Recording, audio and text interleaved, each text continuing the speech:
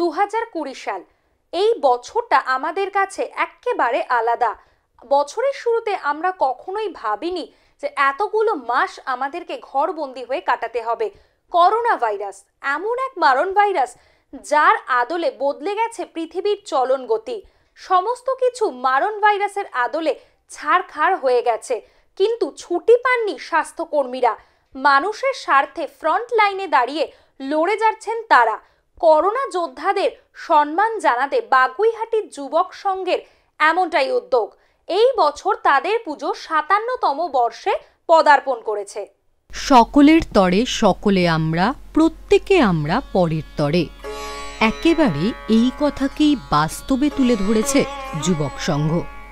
মণ্ডপের ভিতরে ঢোকার পর বোঝাই যাবে না এটি একটি পূজা মণ্ডপ নাকি করোনা মোকাবিলার বাস্তব রূপ।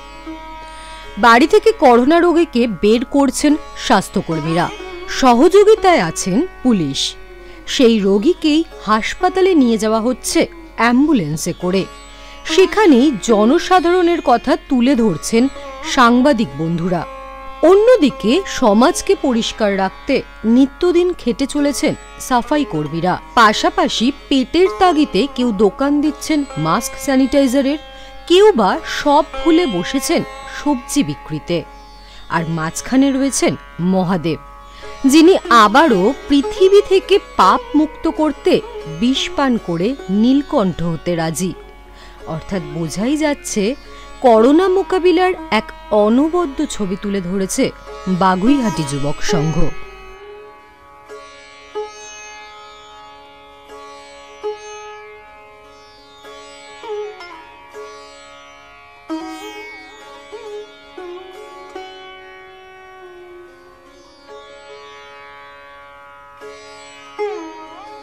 আমরা দাঁড় করিয়েছি হচ্ছে যারা করোনার এই আবহাওয়ার মধ্যে যারা ফ্রন্ট লাইনার হয়ে কাজ করেছে, যাদেরকে অনেকে মানুষ, সাধারণ মানুষ যাদেরকে চেনে জানে, কিন্তু তাদের ভূমিকা নিয়ে এখনও পর্যন্ত মানুষ অকিবল নয়। এবং তারাও যে মানুষ, আমাদের মতো সাধারণ মানুষ, একটা তাদের মধ্যেও তাদের পরিবার আছে, তাদের সংসার আছে, তারাও যে এই কোভিডের মধ্যে কোভিড-19-এর জন্য সাধারণ মানুষের জন্য লড়াই করছে।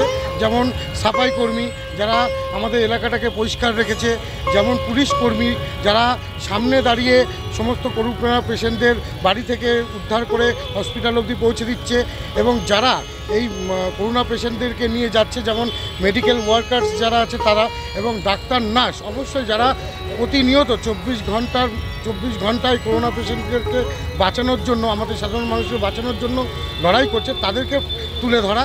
এবং কোভিড আইনটা মেনে চলুন, এবং যেভাবে কোভিডটা ছড়িয়েছে আমরাই একমাত্র পারবো নিজেদের সুরক্ষা নিজেরা করতে, এবং আমাদের নিজেদের একটু দায়িত্বশীল হতে হবে।